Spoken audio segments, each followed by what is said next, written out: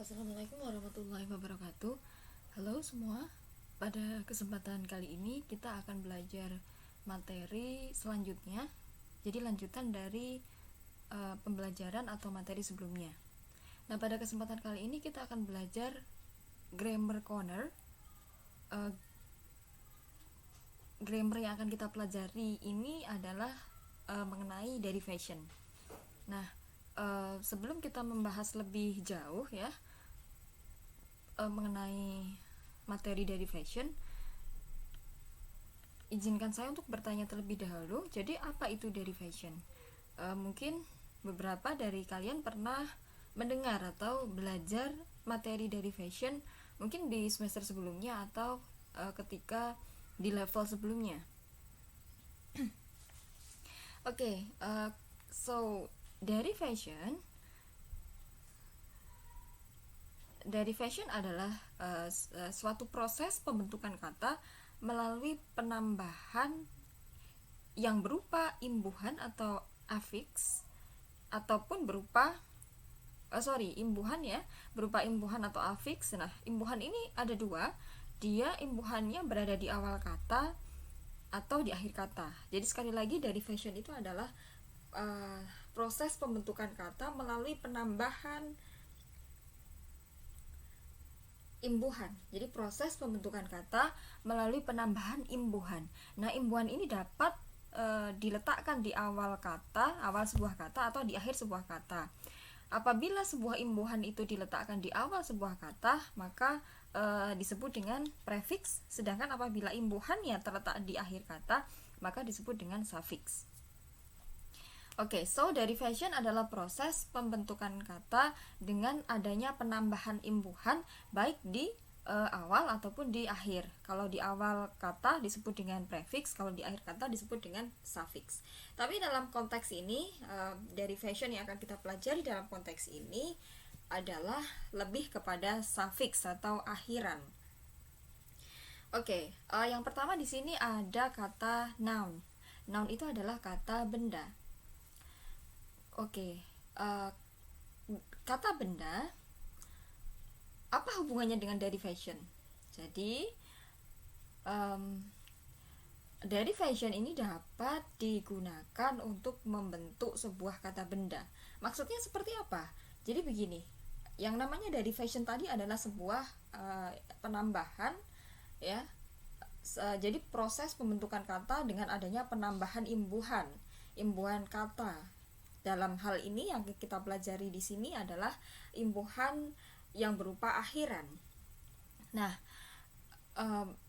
hubungannya dengan noun di sini adalah derivation ini akan berfungsi untuk mengubah dari jenis kata tertentu menjadi jenis kata tertentu. Contohnya adalah mengubah dari jenis kata kerja menjadi jenis kata benda. Dengan cara apa? Kok kata benda bisa berubah? Kata kerja bisa berubah menjadi kata benda. Syaratnya adalah dengan adanya imbuhan berupa sufiks atau akhiran. Ya, jadi ada akhiran yang diletakkan di akhir kata berupa imbuhan. Dan dengan adanya imbuhan kata di akhir kata itu, ya, menyebabkan kata kerja yang tadinya berbentuk sebuah kata kerja dasar, kemudian karena mendapatkan akhiran kata di akhir kata tentunya ya, karena akhiran berarti kan di akhir kata, maka dia berubah bentuk menjadi kata benda gitu ya. Jadi intinya derivation itu adalah berfungsi untuk membantu mengubah dari kata kerja menjadi kata benda dengan syarat memberikan imbuhan berupa akhiran pada kata kerja tersebut gitu. Nah, kita akan pelajari lebih lanjut untuk mengetahui seperti apa yang dimaksud dengan akhiran yang dapat mengubah dari kata kerja menjadi kata benda. Oke, di sini ada keterangan untuk kata benda terlebih dahulu, kita coba simak. So, noun, kata benda, noun can be known through derivational suffixes. Jadi kata benda itu dapat diketahui melalui adanya akhiran, ya, adanya imbuhan yang berupa akhiran. It is additional letters in the end of a word which can change type of word itself. Nah, dengan adanya huruf yang menjadi penambahan. Jadi huruf penambahan yang terletak di akhir sebuah kata itu dapat mengubah tipe atau jenis kata itu sendiri. Jadi tadi ya yang saya terangkan, dengan adanya derivation yang berupa suffix atau akhiran itu dapat mengubah dari jenis kata kerja menjadi kata benda. Nah, di sini ada beberapa contoh suffix ya yang dapat membantu mengubah dari kata kerja menjadi kata benda. Contoh di sini ada suffix men. Artinya suffix men berarti akhiran berupa men ya di akhir kata. Kemudian ada suffix ation atau tion. Berarti ada akhiran dengan adanya huruf atau kata ation atau tion. Kemudian suffix ance, ence. Nah, berarti ini adalah akhiran berupa ance dan ence di akhir kata. Suffix ur berarti akhiran berupa ur, dan suffix al berarti akhiran berupa al, huruf al di akhir kata. Oke, nah coba kita perhatikan di sini ada suffix men yang pertama. Jadi akhiran berupa men. Nah, di sini ada tabel. Coba dicermati di tabel sebelah kiri dan tabel sebelah kanan. Untuk tabel sebelah kiri ini adalah list atau daftar untuk kata dasar atau kata kerja, atau dalam bahasa Inggris disebut dengan verb. Sedangkan pada tabel di sebelah kanan itu ada kata benda atau noun ya. Namun pada kata benda ini sudah mendapatkan suffix atau akhiran. Coba kita lihat dulu, balik ke tabel yang sebelah kiri. Untuk kata kerja, di sini ada contoh kata improve, kemudian advertise dan move. Kata improve itu berarti meningkat. Advertise berarti mengiklankan, kemudian move artinya adalah memindahkan. Nah, ketiga kata ini adalah contoh kata kerja. Artinya adalah aktivitas yang dilakukan oleh manusia. Jadi proses aktivitas yang dilakukan oleh manusia. Biasanya kata kerja ini diawali dengan kata me, ya, seperti kata meningkat, mengiklankan, memindahkan, menulis, membaca dan seterusnya. Jadi diawali dengan me dan biasanya itu menunjukkan sebuah aktivitas yang dilakukan manusia. Oke, ini adalah kata kerja ya. Ada improve, ada advertise, ada move. Kemudian kita ke tabel sebelah kanan, di situ ada akhiran men. Jadi ketika kata improve ini diberikan akhiran men di akhir kata menjadi improvement, maka jenis katanya berubah.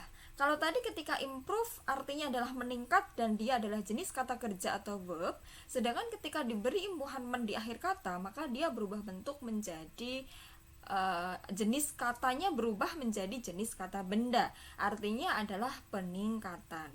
Oke, sampai situ paham ya? Jadi ketika kata dasar dari sebuah kata kerja mendapatkan akhiran tertentu, di sini adalah akhiran men yang dicontohkan, maka dia berubah jenis katanya menjadi dari kata kerja menjadi kata benda, gitu ya. Jadi dari kata meningkat dengan peningkatan itu maknanya berbeda. Kalau meningkat itu berarti proses kata kerja meningkat, sedangkan peningkatan itu kata benda ya, dia bentuknya sudah berbeda, jenis katanya pun berbeda. Meningkat adalah kata kerja, kemudian peningkatan adalah kata benda. Kemudian ke jenis kata yang kedua ada kata advertise, artinya adalah mengiklankan. Mengiklankan itu adalah proses aktivitas manusia, dia kata kerja. Kemudian ketika advertise ini mendapatkan akhiran men di akhir kata, maka menjadi advertisement. Advertisement artinya adalah iklan. Dan kata advertisement ketika sudah mendapatkan akhiran men di akhir kata, dia jenis katanya berubah menjadi kata benda. Oke. Nah, jadi ketika advertise, kata dasarnya adalah advertise, dia kata kerja, artinya adalah mengiklankan. Kemudian ketika dia mendapatkan akhiran men di akhir kata, berubah bentuk menjadi advertisement dan jenis katanya pun berbeda menjadi kata benda. Artinya pun berbeda. Dari mengiklankan dan iklan itu beda ya. Jadi mengiklankan itu adalah proses aktivitas, sedangkan iklan itu adalah produknya atau hasilnya. Kemudian ke contoh yang ketiga ada kata move. Move artinya adalah memindahkan. Kemudian ketika mendapatkan akhiran men di akhir kata menjadi movement, artinya adalah perpindahan. move kata kerja, kemudian ketika mendapatkan akhiran men di akhir kata menjadi movement, artinya adalah perpindahan. Jenis katanya juga berubah menjadi kata benda ya. Jadi memindahkan dan perpindahan itu berbeda, maknanya berbeda dan jenis katanya pun berbeda. Memindahkan adalah kata kerja, dan perpindahan adalah kata benda. Nah, untuk lebih paham lagi kita coba lihat pada contoh kalimat ya. Jadi pada kalimat yang pertama di sini ada kata I advertise my new product on social media. Nah, coba diperhatikan di sini ada kata advertise. Advertise di sini adalah kata kerja. Jika kita bedah per kalimatnya ya, jika kita bedah per kata dalam kalimat ini. Misalkan di sini ada kata I, berarti berposisi sebagai subjek. Advertise berposisi sebagai verb atau kata kerja. Kemudian new product or my new product ini adalah sebagai objek ya, new productnya sebagai objek, dan social media itu sebagai adverb atau kata keterangan. Nah, berarti kata advertise di sini adalah kata kerja. Ingat ya, kata kerja itu posisinya selalu terletak setelah subjek. Jadi kalau dalam bahasa Indonesia ada susunan katanya adalah SP atau SPO, subjek predikat atau subjek predikat objek. Nah, dalam bahasa Inggris sama, susunannya adalah kemudian PO juga. Cuman P-nya predikat. Kalau dalam bahasa Inggris itu bisa dalam bentuk verb ya, jadi kata kerja asli atau kata kerja tindakan, atau bisa dalam bentuk to be. Tapi dalam hal ini karena kita belajar kata kerja, maka yang kita gunakan adalah verb gitu ya. Jadi ingat bahwa verb itu selalu terletak setelah subjek gitu ya. Oke, dan advertise di sini adalah artinya mengiklankan. Jadi dalam kalimat ini artinya adalah saya mengiklankan produk baru saya di sosial media. Kata advertise di sini adalah sebagai verb atau kata kerja. Oke, sekarang kita coba bandingkan pada kalimat yang kedua. I like this advertisement. Saya menyukai iklan ini. Oke, kita coba bedah per kalimatnya. Per kata. Kita coba bedah posisi kata dalam kalimat ini.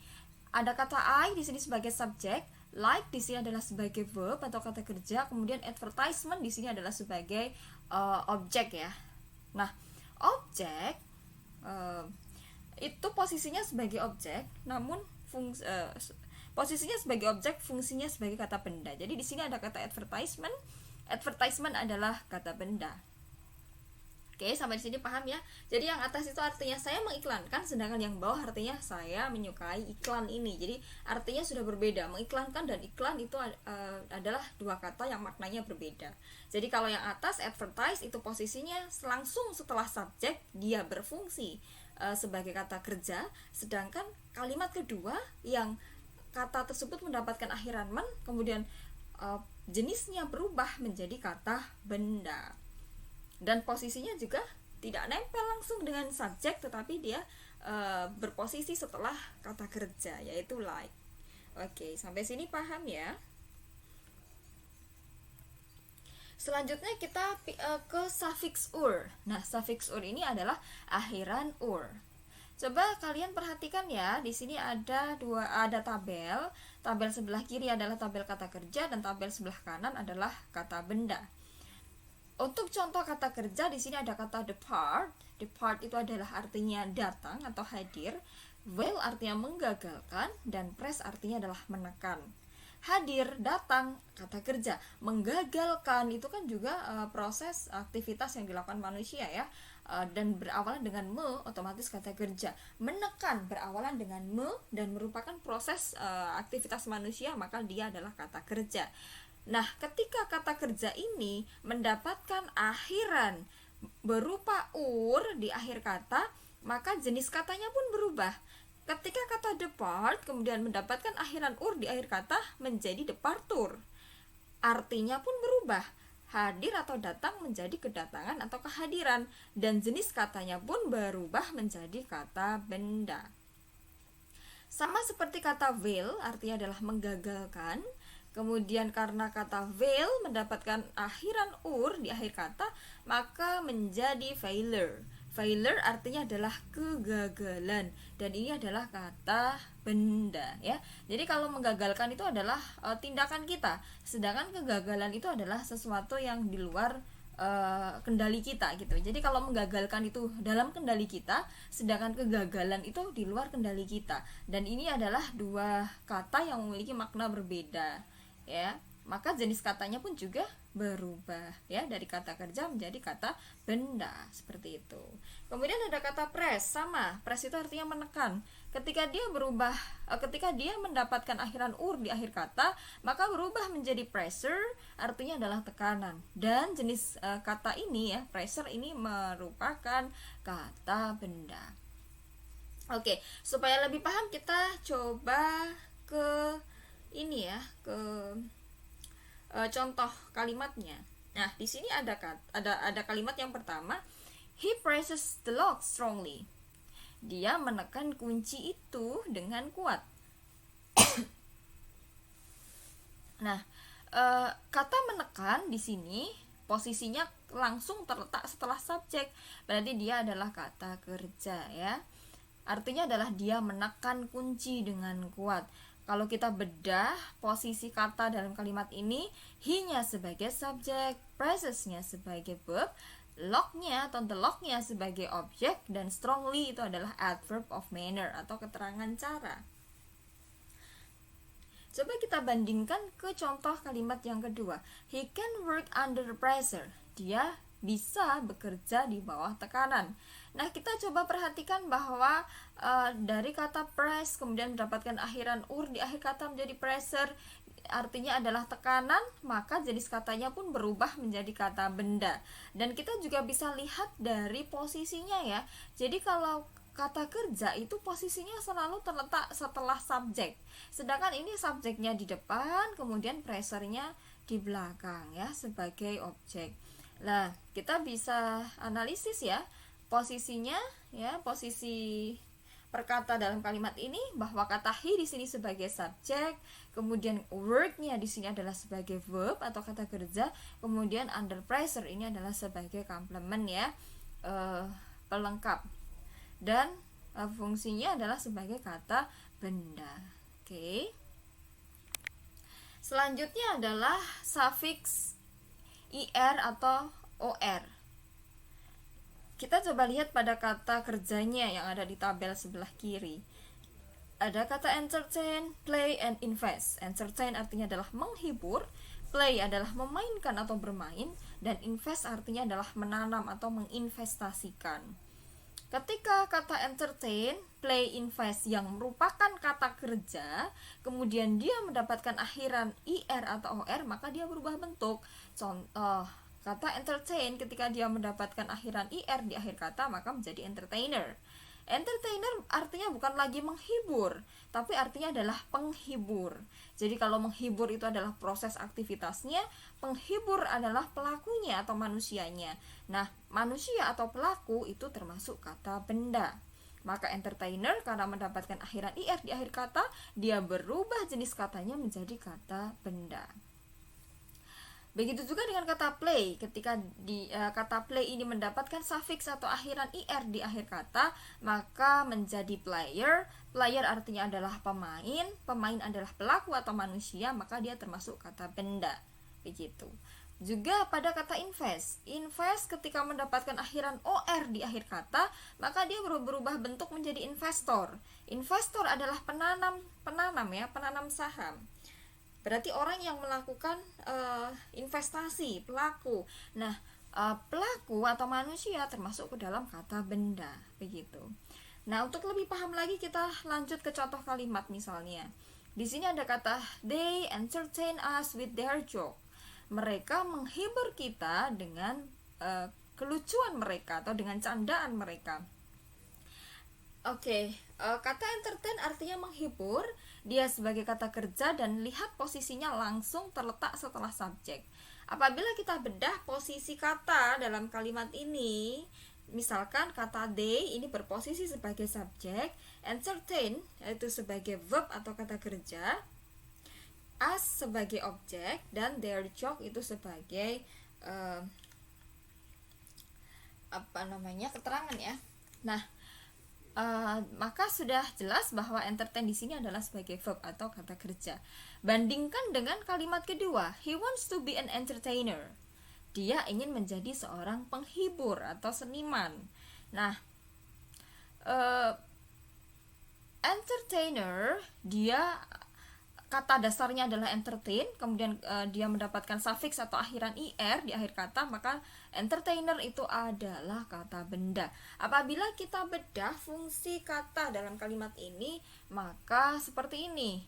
He di sini berfungsi sebagai subjek, wants sebagai verb, kemudian ada kata entertainer di sini adalah sebagai objek ya. Dan objek, entertainer sebagai objek, objek itu fungsinya sebagai kata benda. Pelakunya ya, penghibur, seniman adalah pelakunya. Pelaku adalah manusia, manusia termasuk ke dalam kata benda. Oke, the next one is suffix ion atau tion. Jadi suffix yang berupa akhiran ion atau tion. Kita coba perhatikan pada tabel sebelah kiri, ini adalah daftar kata kerja. Di sini ada kata act, adopt, combine, and collect. Act itu artinya adalah menindak. Kemudian ketika kata act ini mendapatkan akhiran ion di akhir kata menjadi action ya. Kata dasarnya adalah act, kemudian mendapatkan akhiran ion di akhir kata menjadi action. Action itu adalah tindakan. Ingat ya, act itu menindak, action itu adalah tindakan, dan itu adalah dua hal yang berbeda. Maknanya berbeda. Act itu berarti menindak, berarti proses aktivitas manusia. Sedangkan action itu adalah tindakan. Jadi hasilnya apa gitu ya. Nah, kemudian ada kata adopt, artinya adalah meniru. Kemudian ketika kata adopt mendapatkan akhiran ion di akhir kata menjadi adoption. Adoption itu adalah tiruan. Meniru, tiruan. Beda ya. Meniru adalah kata kerja, tiruan adalah kata benda. Kemudian ada kata combine. Combine itu artinya adalah menggabungkan. Kemudian ketika dia mendapatkan akhiran tion di akhir kata maka menjadi combination. Combination itu adalah gabungan. Ingat ya, kata menggabungkan dan gabungan itu berbeda. Kalau menggabungkan adalah kata kerja, sedangkan gabungan itu adalah kata benda.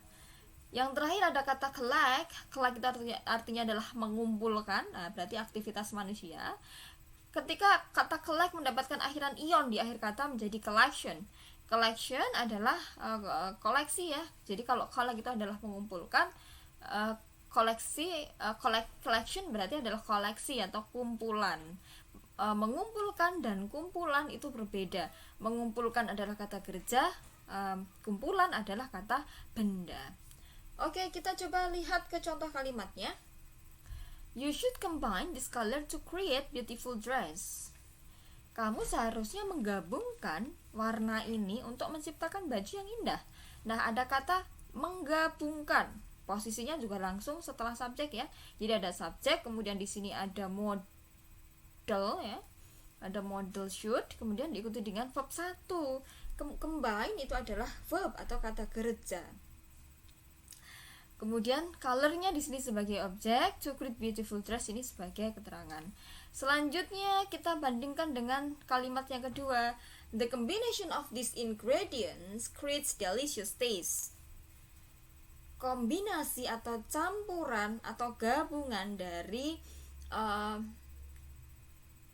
bumbu-bumbu ini menciptakan rasa yang nikmat, rasa yang lezat. Nah, combination ya, dia berposisi sebagai subjek, fungsinya adalah sebagai kata benda. Oke, kalau yang kalimat atas itu adalah menggabungkan, kalau kalimat yang bawah itu adalah gabungan. Jadi berbeda ya, kalau menggabungkan itu kata kerja, kalau gabungan itu adalah kata benda. Dan posisinya dia bisa sebagai subjek atau dia bisa sebagai objek. Karena subjek itu fungsinya juga kata benda. Subjek itu sebenarnya kata benda. Kemudian objek itu juga kata benda. Maka ketika kita membuat kalimat dengan menggunakan kata benda, dia bisa berposisi di awal kalimat sebagai subjek ataupun boleh diletakkan di akhir sebagai objek, itu juga boleh. Intinya tidak boleh diletakkan setelah subjek. Jadi kalau kita membuat kata benda dalam kalimat, jangan diletakkan setelah subjek, karena nanti subjek ketemu subjek kan tidak boleh. Jadi setelah subjek harus subjek kan sudah kata benda, kemudian ketemu dengan kata benda lagi kan tidak boleh. Seharusnya adalah subjek atau kata benda ketemunya adalah dengan predikat. Predikatnya itu bisa berupa kata kerja atau to be, seperti itu. Selanjutnya adalah suffix yang berupa ance atau ence. Coba kita perhatikan pada tabel sebelah kiri, di sini ada daftar kata kerja. Yang pertama ada kata allow itu adalah mengizinkan, appear itu adalah menampilkan atau memunculkan, confide mempercayai, dan differ membedakan. Nah, ketika kata kerja ini mendapatkan akhiran ance atau ence di akhir kata, maka jenis katanya pun berubah menjadi kata benda. Yang pertama ada kata allow, ya, allow ketika dia mendapatkan akhiran ance di akhir kata menjadi allowance, artinya adalah izin atau perizinan. Kata allow artinya adalah mengizinkan, allowance artinya adalah izin atau perizinan. Maka itu adalah dua kata yang maknanya berbeda. Mengizinkan itu adalah kata kerja, sedangkan izin atau perizinan itu adalah kata benda. Kemudian selanjutnya ada kata appear, artinya adalah memunculkan, berarti kata kerja. Ketika dia mendapatkan akhiran ance di akhir kata, berubah bentuk menjadi kata benda, artinya adalah appearance, artinya adalah tampilan. Jadi menampilkan dan tampilan itu adalah dua kata yang maknanya berbeda. Menampilkan itu adalah kata kerja, sedangkan tampilan itu adalah kata benda. Kemudian ada kata confide, artinya adalah mempercayai. Ya, kemudian ketika kata confide mendapatkan akhiran ence di akhir kata menjadi confidence, dia maknanya berubah menjadi percaya. Jadi mempercayai dan percaya itu adalah dua kata yang maknanya berbeda. Mempercayai adalah kata kerja dan percaya adalah kata benda. Yang terakhir ada kata differ. Ketika kata differ atau membedakan ini, ya, mendapatkan akhiran ence di akhir kata menjadi difference, artinya adalah perbedaan. Jadi membedakan dan perbedaan itu berbeda. Membedakan itu adalah kata kerja, perbedaan itu adalah kata benda. Untuk lebih jelasnya coba kita lihat pada dua contoh kalimat di bawah ini. Kalimat yang pertama, Mother allows me to join English club. Ibu mengizinkanku untuk bergabung ke kelas bahasa Inggris atau ke komunitas bahasa Inggris. Nah, allows di sini mengizinkan berarti posisi fungsinya adalah sebagai kata kerja, ya. Fungsinya adalah sebagai kata kerja. Dan posisinya bisa dilihat setelah subjek langsung. Di sini kalau kita bedah posisi kata dalam kalimat ini, maka kata mother di awal kalimat dia berfungsi sebagai subjek, kemudian ketemu dengan kata allows itu adalah sebagai verb atau kata kerja, me sebagai objek, dan join dan English club di sini adalah sebagai to join English club sebagai kata keterangan. To join English club ini sebagai kata keterangan.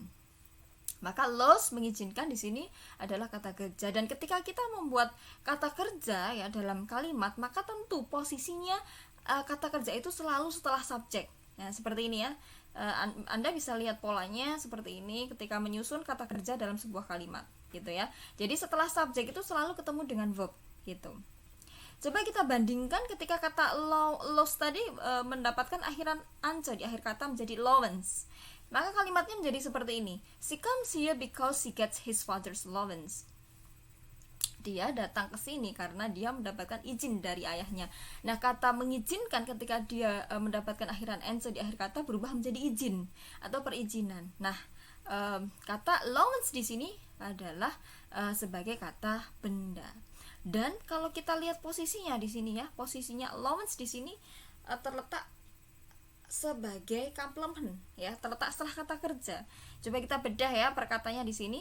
She di sini sebagai subjek, come sebagai verb atau kata kerja, here itu adalah sebagai adverb of place atau keterangan waktu. Kemudian dipisahkan oleh kata because. Because itu adalah conjunction atau kata kerja. Kemudian dia ada klausa baru di sini, ketemu dengan subjek lagi setelah conjunction ya. Ada she di sini sebagai subjek. Berarti ini klausa 2. Jadi kalau dalam kalimat terdiri dalam satu kalimat terdapat conjunction atau kata hubung, maka otomatis kalimat ini mengandung dua klausa. Jadi Dari she comes here ini adalah klausa 1, dipisahkan oleh konjungsi atau kata hubung, kemudian ada klausa 2. Nah, coba kita perhatikan di sini kata she ini adalah sebagai subjek, kemudian gets sebagai verb atau kata kerja, and his father's allowance ini adalah sebagai objek ya. Jadi allowance itu sebagai objek. Berarti kalau membuat kalimat dengan kata allows dan allowance tentu letaknya nanti berbeda. Ketika membuat kata dengan kata allows, maka setelah subjek harus selalu diikuti dengan allows selaku kata kerja. Tapi apabila kita membuat kalimat dengan kata allowance, otomatis allowance itu hanya boleh diletakkan di awal kalimat sebagai subjek atau boleh diletakkan di tengah kalimat atau di akhir kalimat sebagai objek. Berarti posisinya setelah kata kerja. Seperti ini kan ada kata gets, kata kerja, kemudian his father allowance. Nah, ini adalah sebagai objek gitu ya. Semoga bisa dipahami. Oke, the next one is yang terakhir adalah suffix al. Akhiran berupa al. Perhatikan kata kerja di tabel sebelah kiri. Di sini ada kata approve, arrive, dan bury. Approve itu artinya adalah menyetujui. Kemudian arrive artinya adalah tiba, ya. Dan bury artinya adalah memakamkan. Nah, ketika kata approve mendapatkan akhiran al di akhir kata, maka dia berubah bentuk menjadi approval. Approve itu artinya adalah menyetujui. Dan approval itu artinya adalah persetujuan. Jadi menyetujui dan persetujuan itu maknanya berbeda. Maka ketika kata approve mendapatkan akhiran al di akhir kata, maknanya pun berbeda menjadi persetujuan, dan jenis katanya pun juga berubah menjadi kata benda. Begitu juga dengan kata arrive. Arrive itu artinya adalah datang atau hadir ya. Kemudian ketika dia mendapatkan akhiran al di akhir kata, maka menjadi arrival. Artinya berubah menjadi kedatangan atau kehadiran. Dan kata arrival itu termasuk ke dalam noun atau kata benda. Sama dengan kata bury. Bury itu artinya adalah memakamkan. Ketika kata bury mendapatkan akhiran al di akhir kata, maka menjadi burial. Kata burial ini ada maknanya adalah pemakaman. Memakamkan dan pemakaman adalah dua kata yang maknanya berbeda. Dan ketika kata bury mendapatkan akhiran al di akhir kata, maka berubah menjadi burial. Dan burial atau artinya adalah pemakaman, dia termasuk ke dalam kata benda. Coba kita perhatikan pada contoh kalimat ini. Pada kalimat yang pertama, we arrived to campus at 8 AM. Kami tiba atau datang di kampus pada jam 8 pagi. Nah, kata arrive artinya adalah hadir atau datang, dia termasuk kata kerja. Dan jika dilihat posisinya di sini kata arrive posisinya langsung terletak setelah subjek. Ya, jika kita bedah di sini perkata dalam kalimat ini, posisi untuk we itu adalah sebagai subjek, arrive-nya adalah sebagai verb atau kata kerja, kemudian kampusnya sebagai adverb of place ya, keterangan tempat, dan at 8 am itu sebagai adverb of time atau keterangan waktu. Kemudian kita bandingkan dengan kalimat yang kedua, they wait his arrival. Mereka menunggu kedatangannya. Hadir atau datang itu berbeda dengan kedatangan ya. Kalau hadir itu berarti proses kita melakukan sebuah tindakan, sedangkan kedatangan itu berarti orang lain yang melakukan itu, dan dia termasuk ke dalam kata benda. Jadi hadir atau datang dan kedatangan atau kehadiran itu berbeda. They wait his arrival. Mereka menunggu kedatangannya atau kehadirannya. Nah, kata arrival ya, ini berasal dari kata arrive. Kemudian karena dia mendapatkan suffix atau akhiran al di akhir kata, maka berubah bentuk menjadi arrival.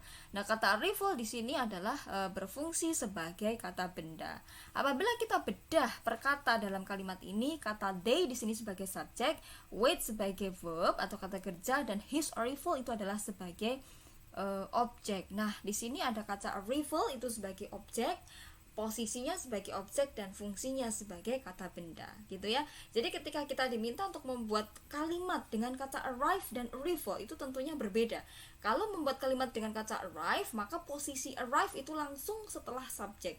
Sedangkan ketika kita membuat kalimat dengan kata arrival, maka dia hanya bisa diletakkan di awal kalimat sebagai subjek atau di akhir atau di tengah kalimat sebagai objek, gitu ya. Jadi posisi arrival itu kalau sebagai objek, posisinya letaknya adalah setelah kata kerja. Kalau dalam kalimat kedua ini kata kerjanya mana? di sini ada kata wait, gitu ya. Oke, semoga bisa dipahami untuk penjelasan ini. Saya cukupkan sekian dulu untuk penjelasan materi pada sesi kali ini. Wassalamualaikum warahmatullahi wabarakatuh.